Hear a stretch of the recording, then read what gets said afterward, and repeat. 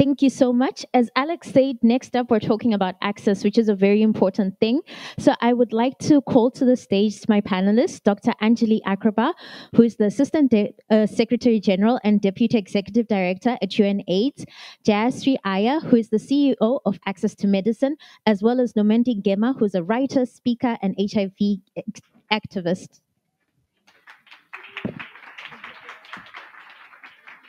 You can take a seat.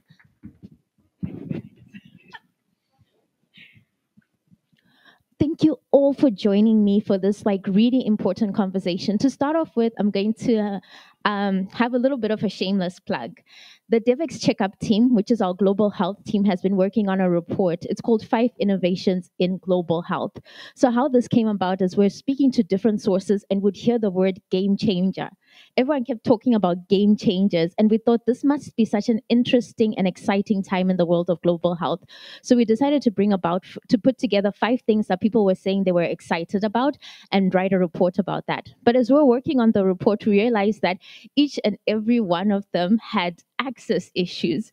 So 40% of the report ended up being about access challenges. And this is things like HIV prevention tool, monoclonal antibodies, AI, and all of them had access challenges. And so I think this conversation is so important at this time right now. So to start off with, I want to go to you, Angeli. What are some of the barriers and challenges that are affecting access to medicines and general medical commodities?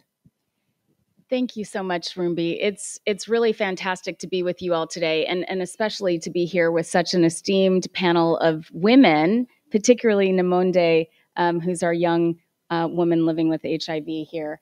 But let me start by saying that access is, just like Carmen was saying in the previous session as well, access really is an issue.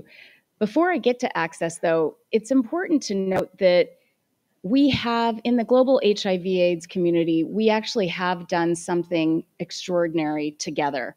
And what that has been is we have been able to bust some of the access barriers. There are 75% of all people living with HIV and AIDS, so that's nearly 31 million people that have access to life-saving medication wherever they are. That's an amazing thing. So there are lessons. We have been able to bust barriers before, but as you rightly note, there are real access issues that still persist. And getting to the end of the epidemic where we are, it's more and more challenges. There are policy issues that are that prohibit access to medicine. There are cost issues. There are issues related to, are we meeting people where they are? There are local production issues. And the thing is we have incredible technologies that are available now for prevention, for example, or that may be available in the near future. And we need to make sure that those lessons we learned from busting barriers 20 years ago and over the past 20 years, we bring to light as we think about the new technologies of prevention and what might be in the future. Thank you so much. And one key player in this area of access, the pharmaceutical companies, and I'm so glad Carmen was here. I'm not sure if she's left because I had a plea for her. Oh, she's still here. No, well, anyway, my plea is one of the drugs that we're actually quite excited about, and I'm sure you are as well, is lenacapavir. And there's been a lot of pleas to make that more accessible, and I guess we can talk about that. That's part of my plea. And the other plea is to make it easier to say. If we can find a shorter name for it, that would be really appreciated. Len, okay, Len. Anyway, I was going to go to you, Jay, and my question for you was, a lot of pharmaceutical companies talk about access and they talk about making medicines more easily accessible. But what you guys did at Access to Medicine is you actually did a report on this, looking at patient reach. What were some of your findings? Sure. First off, thanks for having me here and letting me talk about our research on the pharmaceutical industry. So we research all the largest research-based pharmaceutical companies, including and some of the largest generic players and a number of different generic medicine manufacturers across a variety of disease areas. and HIV/AIDS is one of the areas where we look at. So our recent report is on patient reach. How serious is the industry on addressing patient reach in an era where you've seen many companies putting forward quite strong commitments on addressing care for billions of people in different regions of the world. So what we did is we basically assessed patient reach indicators of the industry. We looked at what do the companies actually, are there real tactics and approaches to addressing patient reach? We found obviously there was a bit of a gap there. The two things that came up, one is the commitment making does not even come close to the burden of disease or the treatment eligible patients that actually need access to treatment. And this is across the industry. And the second thing is, it's actually quite a bit of a positive and a negative, right? So 19 out of the 20 companies that we analyzed all prioritize patient reach as an important indicator that's really down in the corporate strategy of the companies. So that's a good sign. Everyone's serious about it. Everyone's engaged on it. But it's obviously very, very sporadic in terms of how that's applied in the industry itself. And that comes to sort of the negative bit. Usually these patient reach approaches, if they're comprehensive, they're only applied in a few products in a few countries. And that means that when products are in the R&D pipeline, there is little thinking about how are we going to make sure that these products are actually going to be registered and made available in countries with the highest burden of disease. And it also means that when products are on the market, we'll have to wait years and years before these products are actually going to reach the hands of populations worldwide. And to give a few examples there, we showed the example of, in the case of diabetes care, with only a few companies producing life-saving insulin, and that total commitment only covers less than 1% of the treatment-eligible patients out there who are insulin dependent. So it tells you there's a long way to go, and just working off the comments from my colleague here on the fact that we've learned a lot of lessons. We've busted the barriers before. There's a lot more barriers that we need to bust, and part of that is also the willingness of industry to participate. And yesterday we had an important meeting where we had institutional investors working with companies to find out, what does it really mean to embed health equity within the business? How do you engage on that? How do you invest in that?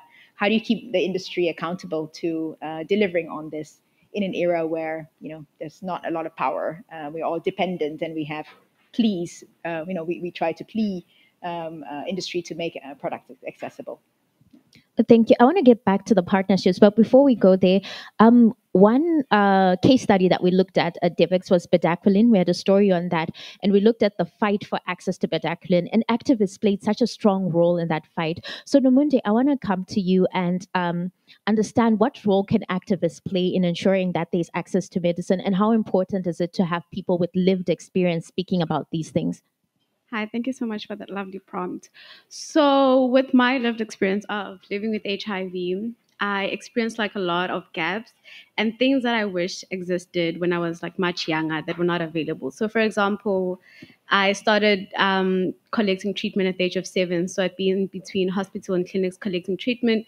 But I always hoped there'd be another system that didn't expose me to stigmatization and healthcare providers, unfriendly healthcare providers like that. So I always wish it'd be like a system where I would pick it up and then go back home. And I did my research and I found out there actually is. We have the CCMDD program, and we have other e-pharmacy kind of systems where you just go with your code. Obviously, you have to register. You go with your code, and then once you register, they give you a code and a pickup date, and there's systems to that. And so what I did was I took that out, into social media, because I'm not only an activist like on the ground, I'm also a content creator, and I speak about HIV on my TikTok platform.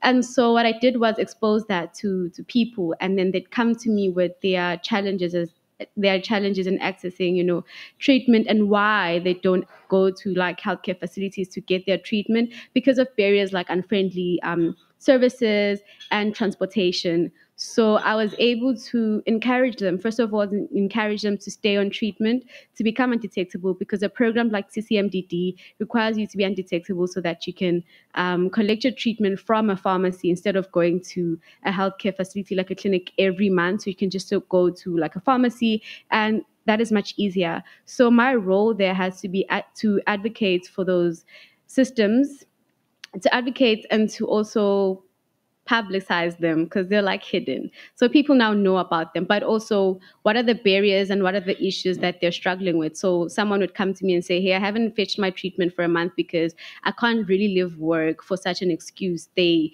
will really want me to tell them that I'm living with HIV, and I don't want to do that. So I just decided, well, I'm gonna fetch it next month. So I'd rather go without treatment for these, 2 days, or like this 1 week. And so I stand in the gap because I speak to, people, and I ask them to craft services that will cater to these young girls and women. Like young girls in the villages literally have to miss an entire day of school, wait in the queue just to get their treatment, also have a bad service.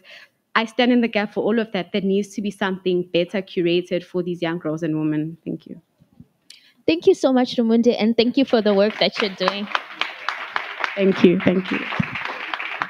I'm sure you actually fill quite a lot of gaps, because I never actually thought about TikTok as like a means for activism, and I'm sure this is like a great way of like getting to the youth. Angeli, are there any other examples of this where you're using activists in order to get this message across and in order to get like more access? And can you give us examples of some innovative partnerships that you've also worked on? Thank you so much. I think activism and young people and people at the center of all of it is the most important thing. And in fact, Nomonde is expressing, I think, so eloquently and beautifully why we need to respond and galvanize everyone around young people. One of the beauties, I think, of the global HIV response is that it has been one of the only efforts across the globe that has brought together a real multi-sectoral partnership with people at the center. We have private sector companies, we have governments, we have civil society, we have faith-based organizations, we have, you name it, they're a part of the movement. And always at the center has been the person, the community. And that, I think, is something that we have to continue.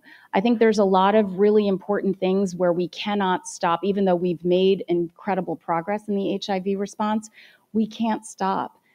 We have 9.3 million people that are living with HIV that still need access to life-saving treatment.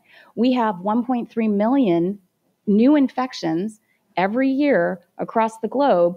Many of those adolescent girls and young women on the continent of Africa, key populations, for example, in other regions and countries where we cannot rest until they have access to life-saving medication and treatment and prevention services, some of these new ones that are exciting, like LEN. So I think the most important thing is we always have to keep people at the center of everything that we're doing and let them guide the way we're working. And I think also, especially with the young people, there's a demographic bulge all across Africa, all across the world. My children, and just what Nomonde is describing today, outreach to young people is happening in such a different way. We can't try and force a prehistoric kind of way of communicating. We should use the way we should work with young people themselves and let them teach us how we can reach them, because they know and they're way ahead of all of us. So I'll stop there. Thanks. Thank you so much. And we're actually coming to time now, but Jay, what would be your call to action for partners in order to make access a little bit easier? Well, I think at the end of it, doing something about your own vision, right? So a call to action, is obviously different for every partner in that sense. But if your vision is that everyone out there should have access to a particular treatment that you have control over, if that's your vision, and all I'm saying is that do something about your vision, help communities actually get access without necessarily being dependent on the goodwill of society to provide it for them, And I think Nomonde's message is not only an inspiration for access leaders within companies and within investors who really feel, okay, I can make a difference in this. But making a difference means, partnering the right way, committing in long term, not allowing, big changes to kind of take you off course, and really, investing in some of the things like voluntary licensing and better prices, and really guaranteeing supply so that, the shelves are stocked so that people can actually deliver care. Thank you so much. And Nomonde, you've been speaking to different leaders throughout Anga. What would be your final message for them? I know you're going to continue talking to them, but what would be your message that you'd want them to walk away from Anga with? I think I'd like to encourage them to work with young people with experience in order to craft services that are relevant and are going to literally cater to the needs of young people, young girls and women living with HIV across the world. And yeah. Thank you so much. And thank you to all my panelists. This has been such a great conversation. I hope we do continue it and keep up the fight.